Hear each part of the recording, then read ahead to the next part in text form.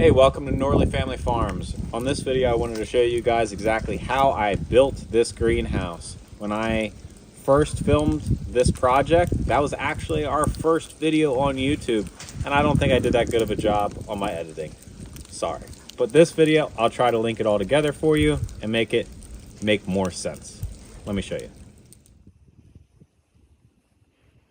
First, these are polycarbonate panels. You can buy them at Lowe's. I think they're like 80 bucks a sheet or 90 bucks a sheet.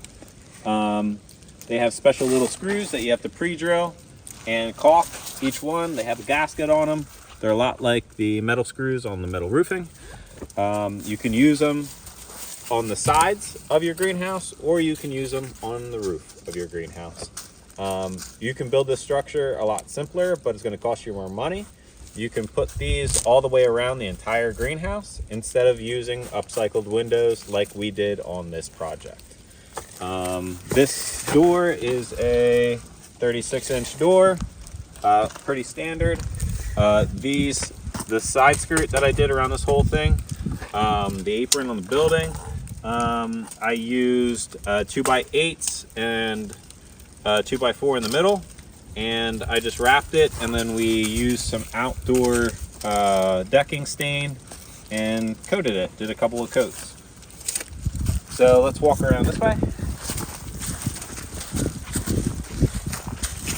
This pressure treated up here, I just found a nice little design that I like, that I replicated on this end and the other end and cut them out of some 2x8 pressure treated. I did pressure treated 4x6 posts.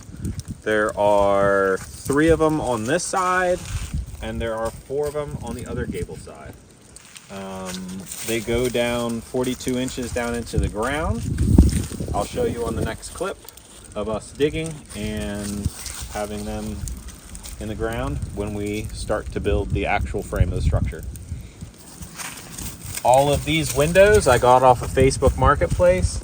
They're all not exactly the same, so it did make it a little bit more challenging for me when I was doing the frame out of the building to get all of them correct. So we matched them up the best we could. So it was like this bottom size had to be the same as this top size because these are 2 different windows.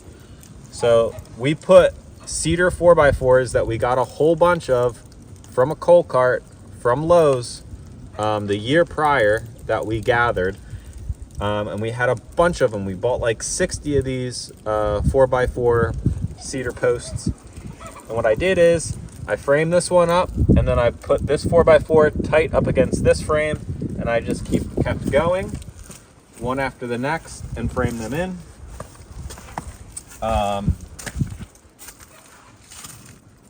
Every other bay swings, so that this upper window here swings, this one's fixed, this one swings, that one's fixed, and so on.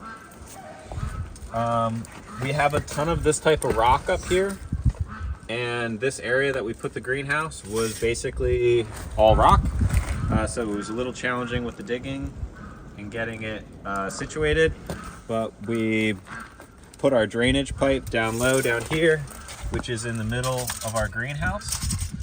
There's a drain. I'll show that in some of the end clips of this video.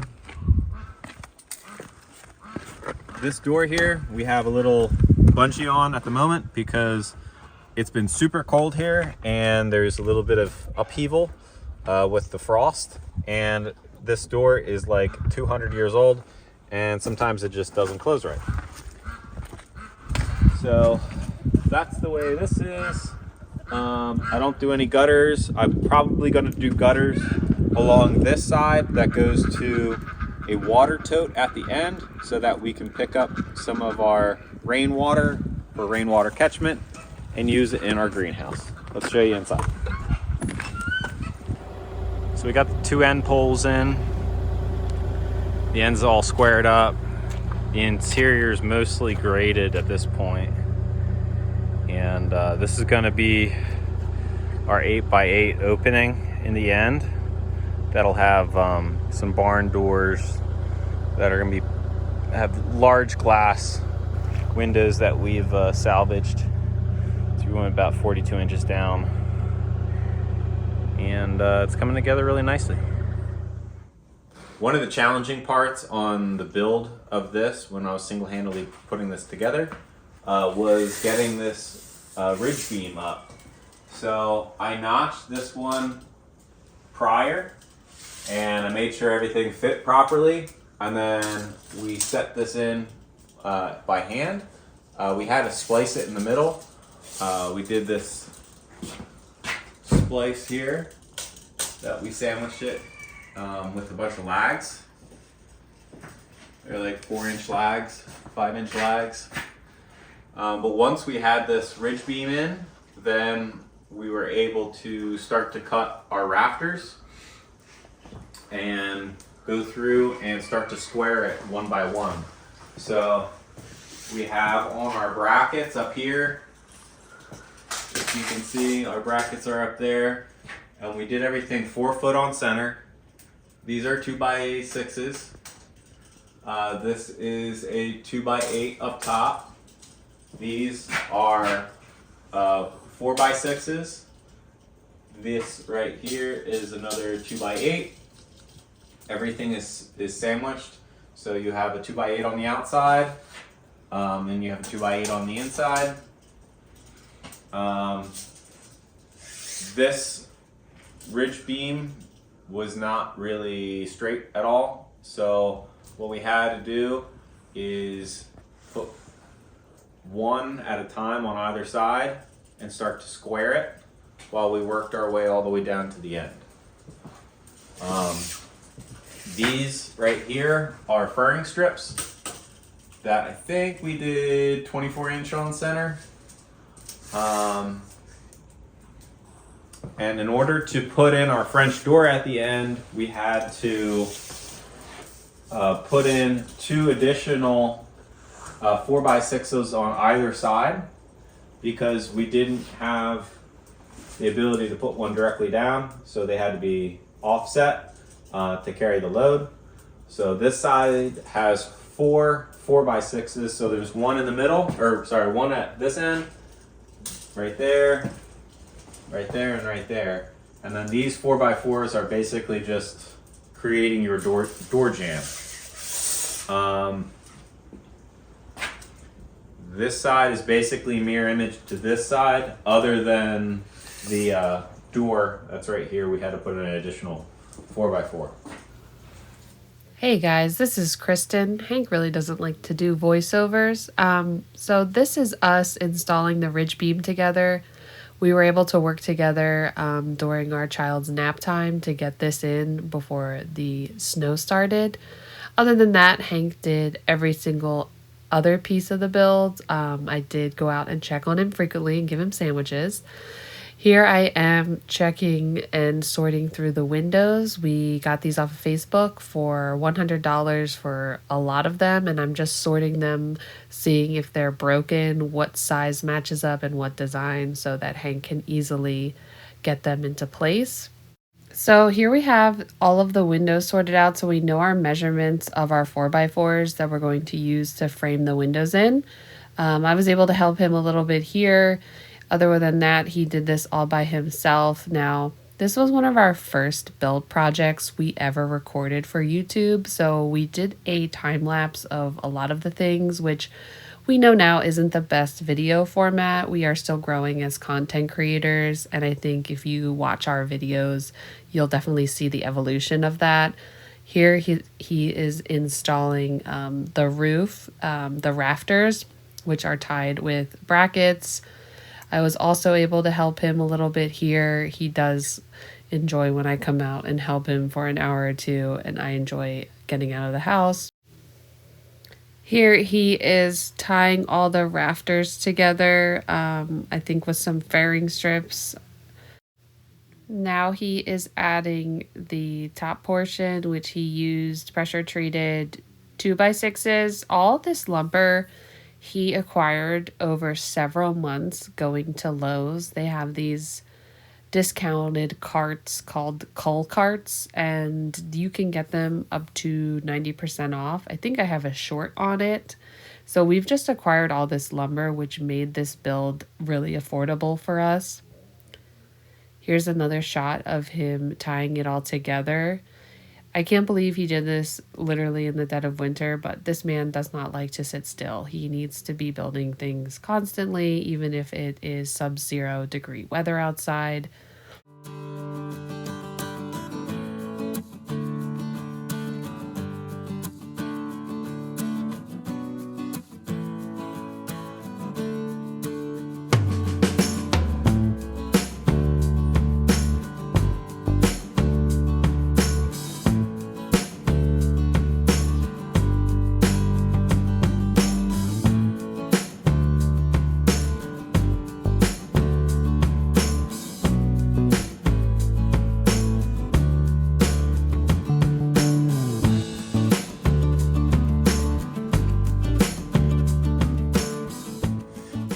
So what I did with the 4x4s, each one of these, down the whole row here, I had the pressure treated apron that went around the perimeter of the greenhouse when we first framed it out, and these 4x4s were connected to that.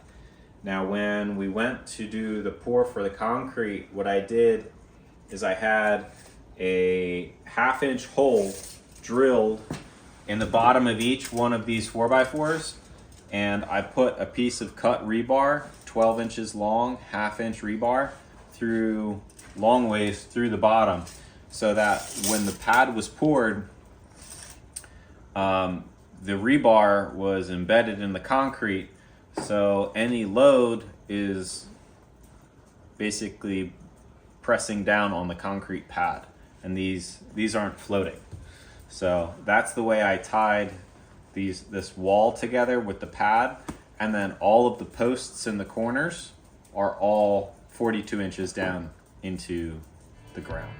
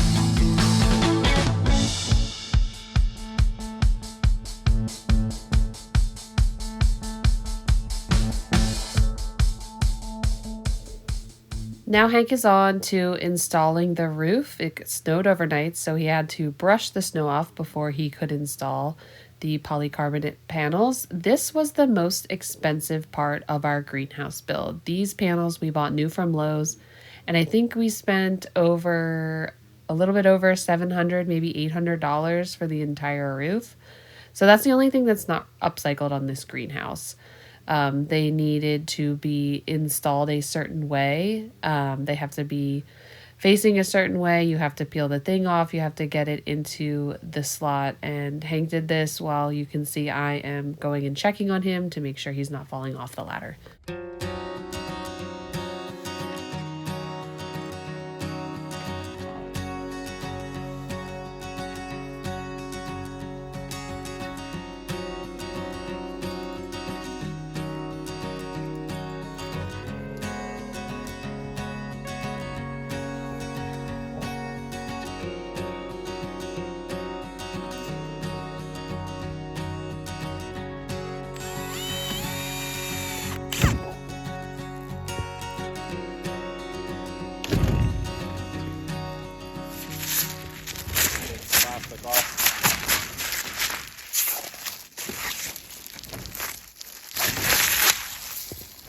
easily.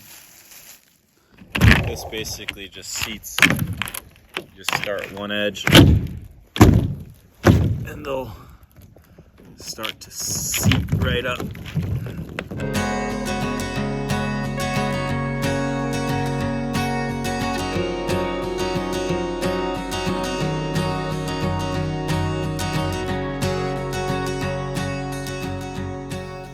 It's starting to warm up here, and Hank is putting in the windows. We went with a certain style for the bottom, and those are fixed. And then the top style, every other bay swings. This is another time lapse of him installing them. We actually went through and reglazed them, which we'll show later in the video, and painted them as well.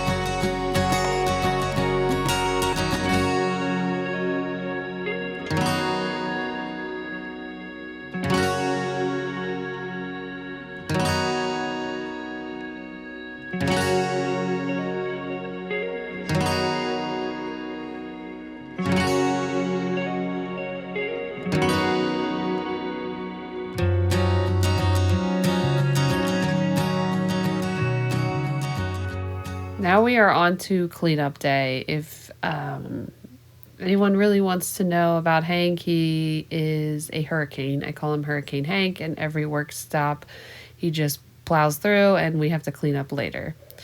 Now we are together working to grade the floor out. We brought some extra gravel we had over scattered throughout the property to make it level for the concrete.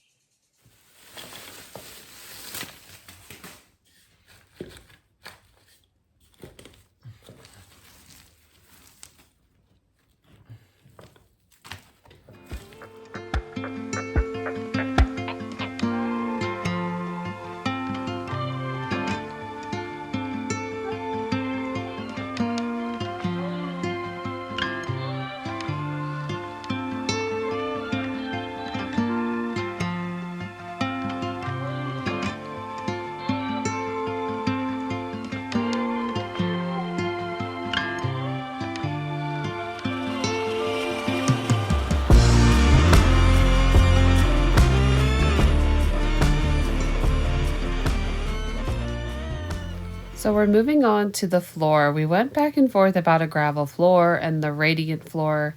We decided to go with the radiant. We had the extra radiant tubing lying around. So here we are installing a vapor barrier, which is just plastic. This all wasn't done in one go. We saved up for the concrete pour.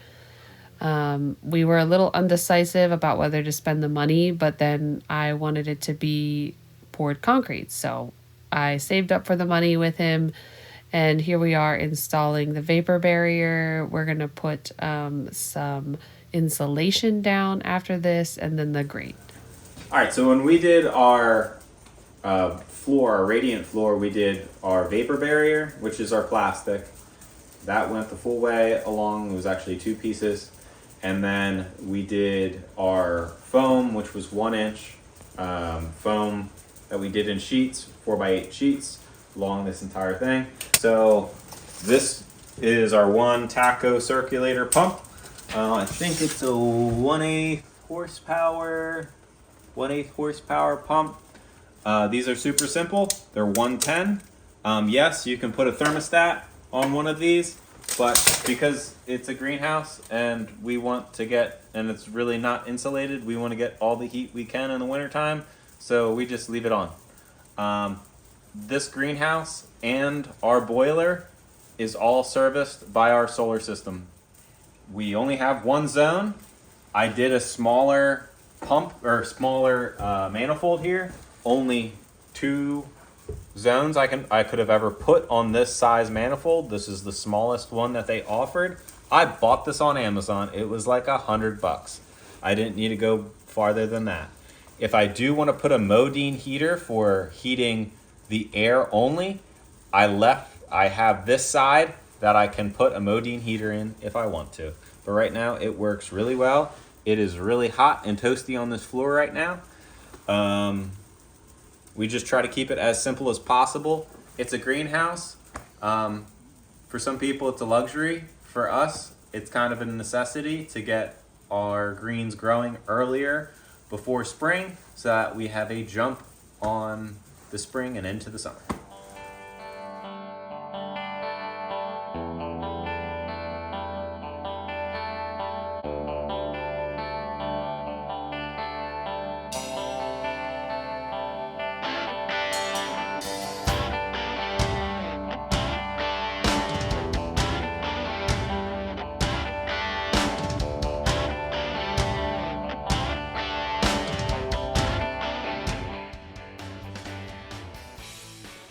Yeah, today is concrete day, so they should be here in about 2 hours, and I will be assisting them in doing the concrete work, so pretty exciting.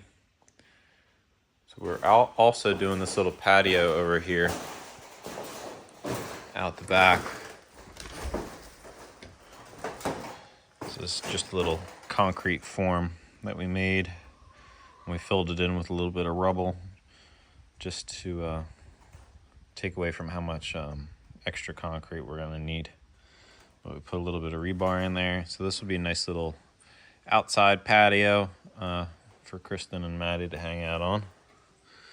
There's the garden. Chickens are up.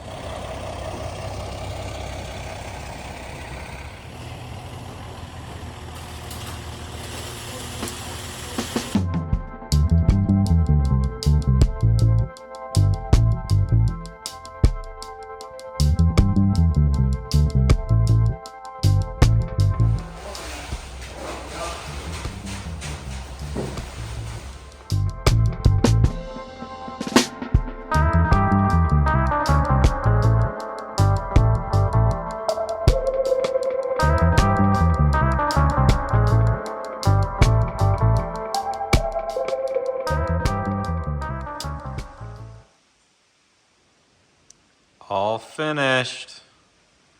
Bam.